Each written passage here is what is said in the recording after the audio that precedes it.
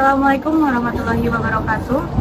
Kami dari kelompok 3 kelas Sosiologi I akan menjelaskan konsep bangsa, negara, dan bangsa negara atau national states. Sebelumnya, izinkan kami memperkenalkan diri. Saya Vanessa Aulia Putri dengan NIM 327.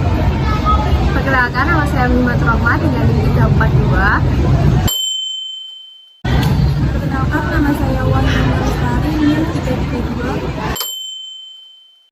Saya Safana Midan Soliha, NIM 337.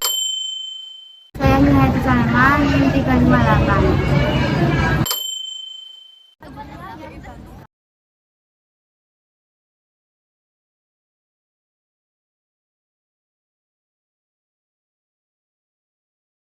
Pengertian bangsa. Bangsa adalah orang-orang yang sama asal keturunan, adat, bangsa, dan sejarahnya, serta pemerintahannya sendiri. Menurut KBBI, bangsa adalah kumpulan manusia yang terikat karena kesatuan bahasa serta wilayah tertentu di muka bumi. Bangsa adalah sekelompok manusia atau orang yang memiliki hal-hal satu, cita-cita bersama yang mengikat dan menjadi kesatuan. 2. Persamaan senasib. 3. Karakter yang sama. 4. Adat istiadat. 5. Satu kesatuan wilayah. 6. Terorganisir dalam suatu wilayah. Selain itu, terbentuknya suatu negara juga memiliki beberapa faktor. Faktor yang pertama yakni faktor primordial. Faktor primordial merupakan pandangan yang melekat pada diri seorang sejak dulu tentang adat istiadat, tradisi, dan kepercayaan. Contohnya adalah kesamaan suku, bangsa, dan bahasa daerah. Yang kedua adalah faktor sakral. Faktor sakral merupakan sesuatu yang dianggap keramat oleh masyarakat pada suatu wilayah tertentu. Yang ketiga adalah faktor tokoh. Tokoh merupakan seseorang yang memiliki pengaruh besar dan sangat penting pada suatu kelompok. Keempat adalah faktor sejarah. Faktor sejarah merupakan kejadian di masa lampau yang meninggalkan penderitaan pada suatu masyarakat. Yang kelima adalah perkembangan ekonomi. Semakin berkembangnya suatu ekonomi, maka semakin lengkap pula kebutuhan manusia. Hal ini juga memaksa manusia untuk saling melengkapi dan saling membutuhkan satu sama lain untuk memenuhi kebutuhan. Perbedaan. Menurut KBBI, negara merupakan organisasi di suatu wilayah yang mempunyai kekuasaan tertinggi yang sah dan ditaati rakyatnya, serta merupakan kelompok sosial yang menduduki wilayah atau daerah tertentu yang diorganisasi di bawah lembaga politik atau pemerintah yang efektif, mempunyai satu kesatuan politik yang berdaulat sehingga berhak menentukan tujuan nasionalnya. Sedangkan menurut Emil Durkheim menganggap negara sebagai lembaga sosial yang penting dalam memelihara stabilitas sosial dan mempertahankan integritas masyarakat. Dalam pandangan Durkheim, negara memiliki peran utama dalam menjaga moral dan memastikan bahwa norma-norma sosial dihormati oleh warganya. Unsur pembentuk negara. 1. Rakyat, yaitu orang yang bertempat tinggal di wilayah itu tunduk pada kekuasaan negara dan mendukung negara yang bersangkutan. Kedua, yaitu wilayah, yaitu daerah yang menjadi kekuasaan negara serta menjadi tempat tinggal bagi rakyat, dan wilayah itu sendiri mencakup wilayah darat, laut, dan udara. Ketiga, yaitu pemerintah yang berdaulat, yaitu adanya penyelenggaraan pemerintah di negara tersebut. Pemerintahan tersebut memiliki kedaulatan ke dalam, berarti negara memiliki kekuasaan untuk ditaati oleh rakyatnya. Dan kedaulatan keluar artinya negara mampu mempertahankan diri dari serangan dari negara lain. Selanjutnya yaitu tugas negara. Yang pertama yaitu mengendalikan dan mengatur gejala-gejala sosial kekuasaan yang bertentangan satu sama lain supaya tidak menjadi antagonisme yang membahayakan. Kedua yaitu mengorganisir dan mengintegrasikan kegiatan manusia dan golongan-golongan ke arah tercapainya tujuan-tujuan dari masyarakat seluruhnya.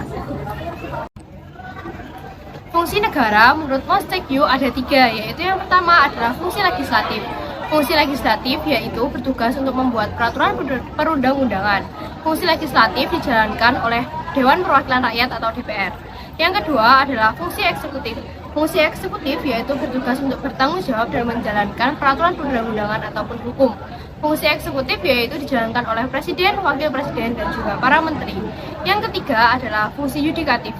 Fungsi yudikatif bertugas untuk memantau jalannya perundang-undangan.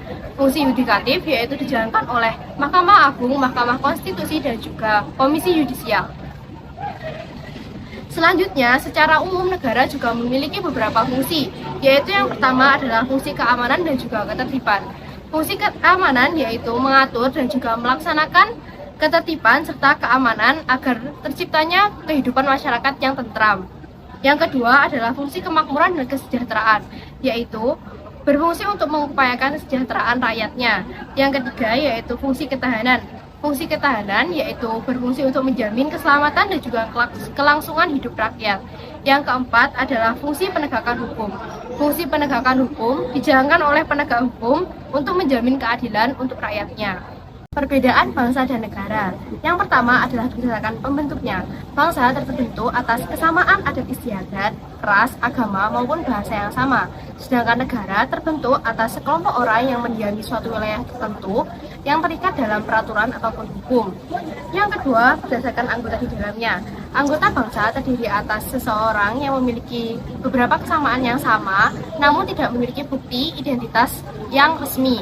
Sedangkan negara, seseorang memiliki sekelompok orang yang memiliki kesamaan yang sama dan memiliki bukti identitas yang resmi. Yang ketiga, perbedaan berdasarkan batasan wilayahnya. Bangsa memiliki wilayah yang tidak disepakati oleh hukum, sedangkan negara, wilayahnya sudah diatur oleh batasan-batasan yang jelas. Yang keempat, berdasarkan sifatnya. Bangsa akan memberikan kebebasan kepada seluruh anggotanya dengan kata lain tidak mengatur secara penuh. Sedangkan negara, sifat negara terhadap anggotanya adalah memikat dan memaksa. Di samping itu, sanksi dan peraturan untuk anggota bangsa tidak didasari oleh undang-undang. Sedangkan negara sudah jelas sanksi dan peraturannya tertulis resmi dalam perundang-undangan.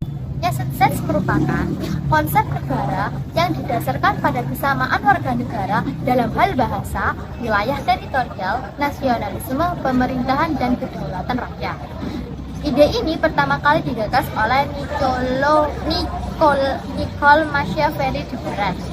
Beberapa karakteristik penting dari nation state ini adalah yang pertama, bahasa dan kebudayaan yang sama. Dalam nation state seringkali memiliki populasi yang berbicara dalam bahasa yang sama. Yang kedua adalah wilayah teritorial yang jelas. Dalam nation state, wilayah teritorial yang jelas dengan batas yang juga ditetapkan. Yang ketiga adalah nasionalisme. Nation state mendorong nasionalisme di antara warganya yang berarti memiliki rasa kebangsaan dan identifikasi dengan negara mereka. Yang keempat adalah pemerintahan sendiri.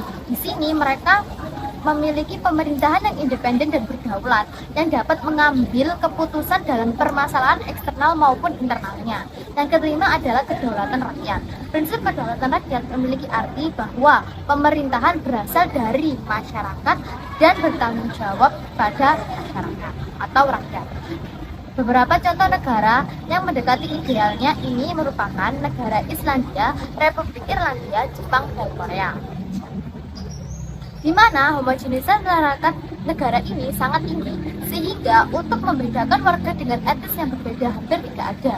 Ide ini bertujuan untuk membangun negara yang berdaulat dan bebas dari pengaruh yang dapat mengancam gagasan dari identitas negara tersebut. Dari nasionalitas tersebut memiliki tantangan sebagai berikut. Yang pertama yaitu pluralitas budaya dan etnis, yang kedua otonomi regional, yang ketiga kesetaraan dan keadilan sosial, yang keempat hubungan antar negara, yang kelima konflik dan keamanan, dan sebagainya. Tantangan-tantangan tersebut mencerminkan kompleksitas modern dan mengapa konsep nasionalitas masih sering menjadi perdebatan dan perbincangan dalam pertemuan adaptasi di tingkat nasional maupun internasional. Sekian penjelasan materi dari kelompok kami. Terima kasih. Wassalamualaikum warahmatullahi wabarakatuh.